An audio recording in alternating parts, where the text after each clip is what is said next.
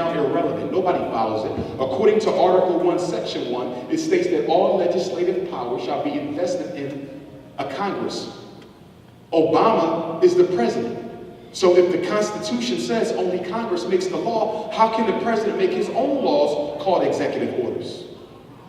The whole purpose of the tripartite government is to do what? Keep a check and balance. And by the way, that's stolen from ancient African judicial procedure. In ancient African societies, you had the council of elders, you had the community, itself, and then you had your legislative body. The tripartite government is an African thing to make sure everybody is honest and doing what they're supposed to do for the people. President as king. Executive orders become law simply by being published in the Federal Registry. They do not need to be approved of by Congress. This is why when I hear black people who are Obama maniacs, when you say things like, why hasn't Obama done more for black people? Why hasn't he done more for black boys in particular? That's my gripe. People say, well, how are you going to get a law passed to help black boys when he has to get approval from a Senate that's all white? Well, now you have Cory Booker from New Jersey, who I believe is a Rhodes Scholar, who I'm also hearing is probably going to be the next Negro for President project if they so need one down the road. Did y'all hear that?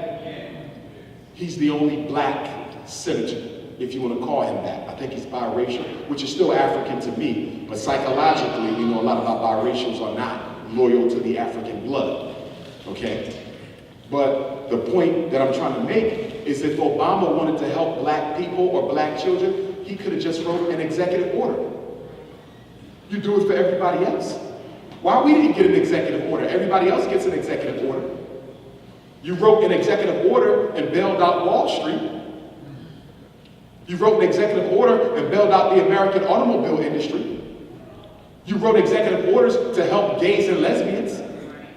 So if you can just write an executive order for others, why can't black people get 1 or 2 executive orders? You know, Obama was also petitioned to exonerate Marcus Garvey from the false charges of the 1920s. There was a petition sent, millions of signatures were sent to Obama. This was a couple years ago. Some of y'all heard about that. And Obama refused to exonerate Mr. Garvey. His response was, I have more important things to worry about. Black president. I'm supposed to be with Al Sharpton in Washington, D.C. on December 21st. This is going to be real interesting.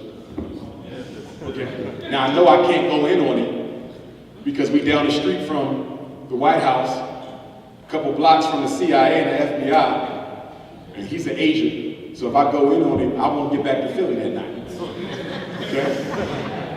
Now, we're going to run through a couple of executive orders, and I want you to write down or make a note of yourself on any executive order that is of particular significance to you and do more research on that executive order at the library. Executive Order 10990 authorizes the takeover of all transportation, all highways, and all seas. Executive Order 10995 authorizes the takeover of all communications and media. This is the internet shutdown right here. This is the order that allows them to shut down your internet, your cell phone.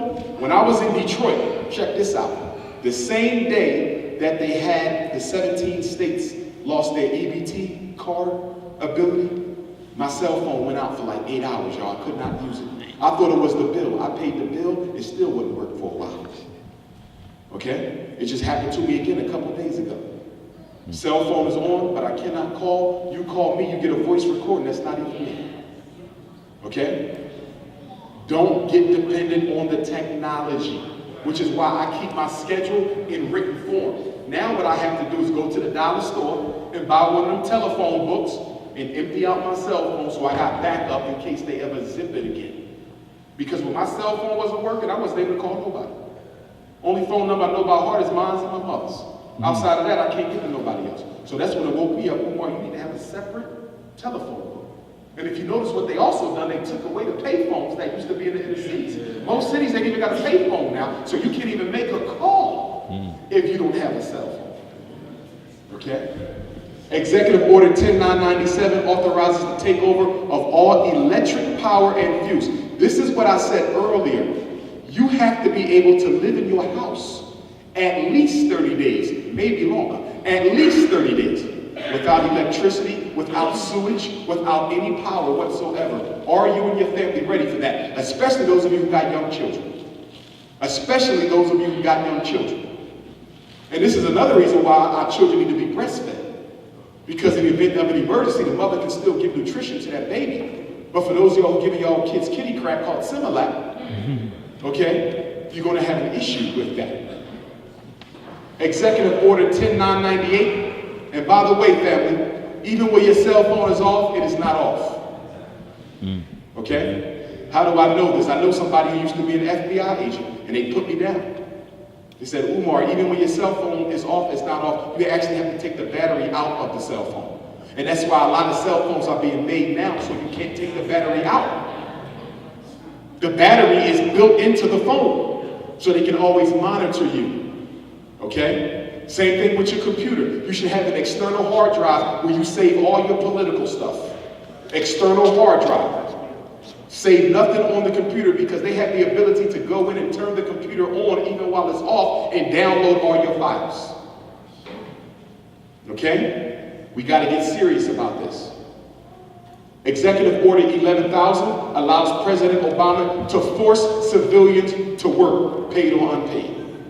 Now let me tell you what I think is going to happen. I don't know if martial law is going to come under Obama. He's still got 3 years. It might. But I'm going to tell you when I think it probably will come. They're going to use Obama to put up laws in place. And then whoever is the next president, that's under who they're going to give us the martial law. Are y'all following me? So I think we got about 3 years to make sure the black community is prepared for this. Okay? Disaster preparedness, we talked about that earlier. Let me ask you a question. In the event of martial law, or a nuclear war, or a flood, or a hurricane, do we know where are the best places in the 7 cities to take your family for outdoor shelter? Where's the high plains and where's the low plains? Where is an available body of water if you need to go and get some drinkable water? What water body in Norfolk? Is it the Chesapeake? Is it a certain stream? Is there a certain river that y'all can go to? These are the things we need to know. Okay? Do y'all know where the FEMA camps are in this part of Virginia? Because you have them as well. In Chicago, the brothers and sisters up there actually know where their FEMA camps are. They know where they are, the underground camps. Do y'all know where yours are? Okay? So we need to start doing some serious planning. So if something goes down, people know what to do. Are there certain community centers that we want everybody to come to? Are there certain churches that are bomb-proof, that have better security than others? We have to get serious, y'all, because it's going to happen. It's going to happen, and I hate to say it, but I think it's going to be during your lifetime. Executive Order 11,001 authorizes the takeover of all hospitals, schools, and welfare programs. Now, why are they worried about the welfare? EBT machine. They're going to shut the welfare down. And who has the contract for the EBT machines? Xerox. Xerox Corporation does the EBT for the government. All this is testing. They're testing right now. Super Bowl was a test to see how you would react. 17 states losing their welfare card functionality, that's a test to see how you react. Because they've never done this before, so they got to make sure it's going to work when they finally do it. And guess what else they're going to do? And this is why you need to stop giving your weapons up, black people. You don't give up your guns. You keep your weapons. Because every state has a militia, which are regular white people who don't like black people, who live up in the mountains of Virginia. You hear them shooting out there practicing. You know what they're waiting for? They're waiting for the governor of Virginia to deputize them as law enforcement officers so they can come down to Norfolk and shoot black people dead. This happened before, it will happen again. Every state has a militia of white men. They are not cops, they are regular crackers who can be deputized at any time to come and defend the state from the black threat. Where your guns at? They let you buy 1 gun a month, you should be buying 1 gun a month. I know some brothers, they got a whole arsenal in their basement. So why you got all these guns? Because I know most of our people ain't got no guns. So if something goes down, I got to be able to get my whole block a damn weapon because they ain't got none. You got to think the same way. You got a clean criminal record, you need to start buying you guns. You ain't got to buy the $700 guns, but the little 200, 300, start stacking them. Get you some bullets. This is real talk. These movies you be watching, this is real talk. It's going to happen. Executive Order 11,002 authorizes the Postmaster General to create a national registry of all people. Okay? This is where I agree with my Moorish brothers when they talk about the birth certificates and the social security cards. Because if you ain't got one, they don't know you exist. And that's why I encourage our sisters to start having babies at home again. Because when you have a baby at home, they are not on the white man's paperwork nowhere. You have a baby at home, and you homeschool or you independent school that child, the white man don't even know they're here. So when they create a list of all the black folks in Norfolk to make sure they killed or locked up everybody, they won't even know your child exists. Executive Order 11,003 authorizes the takeover of all aircraft. 11,005, takeover of all railroads, waterways, and public storage. 11,051, the Office of Emergency Planning is to execute these takeovers in the event of war or financial economic crisis. Executive Order 11310, the Department of Justice can take over all corrections institutions. Department of Justice. Now, Anti-Drug Abuse Act of 1998. I call it the Kill All Drug Dealers Act. Y'all remember this? This is the act that denied federal benefits to drug users and traffickers in 1988. Okay, this was George Bush the daddy. This is the one that made it so if you come out of jail, you can't get welfare. You come out of jail, you can't get food stamps. You come out of jail, you can't get financial aid to go back to college. Why hasn't Obama overturned this yet? Why haven't you done anything about this? You and Eric Holder been talking about how y'all want to do something about the racial laws in America, and you ain't even overturned this. Up to $10,000 in fines for those who are found in possession of drugs, including marijuana, and minimum 20-year sentences or death for anybody who participates in a drug-related killing or is connected to a drug-related killing. Now, we don't want black people killing black people, but we also know cops are dirty. And a cop could frame me and say, I'm the one who gave the orders for somebody to be killed, even though I didn't, sending me to jail for the rest of my life or giving me the death penalty. Violent Crime Control Act of 1991. This is around, when did Clinton come in? Was he 91 or 92? Clinton. That's when Bush was in the office. Okay, so this is the end of Bush. $700 million for 10 regional prisons, $300 million for areas with high drug problems, bans certain semi-automatic weapons, and requires 5-day wait for handgun purchase. Death penalty to people with over 50 federal violent offenses, restricts the delay of execution provision. What does that mean? Restrict the delay of execution provision. If I'm your lawyer and you being sentenced to death, but I think there's some evidence that can help exonerate you, this does not allow me to forestall your execution. This allows them to give you a stay. This allows them to proceed or even speed up the time between now and the day you were actually murdered. And we know that the death penalty in America has exclusively been disproportionately used against black people. Okay? In fact, I read something in the news the other day. Remember the brother from Atlanta, was it, who was murdered through the death penalty a year or two ago? Right before the Trayvon thing? They came out with some evidence, I think, that said that he was innocent. They found the evidence after he died because they did not grant his attorneys a stay to try to get some more evidence. And 95% of all black criminal cases are what? Plea bargain. I just got an email from a brother behind bars, and I don't even know how he was able to email me. A couple days ago, he said, Dr. Umar, I plea bargained a 10-year deal. It's going to take me away from my son for 10 years. He said I had to go with the plea bargain because I didn't have a lawyer who was willing to fight for me, and I was too scared that if I stood up, they'd end up hitting you with the whole book.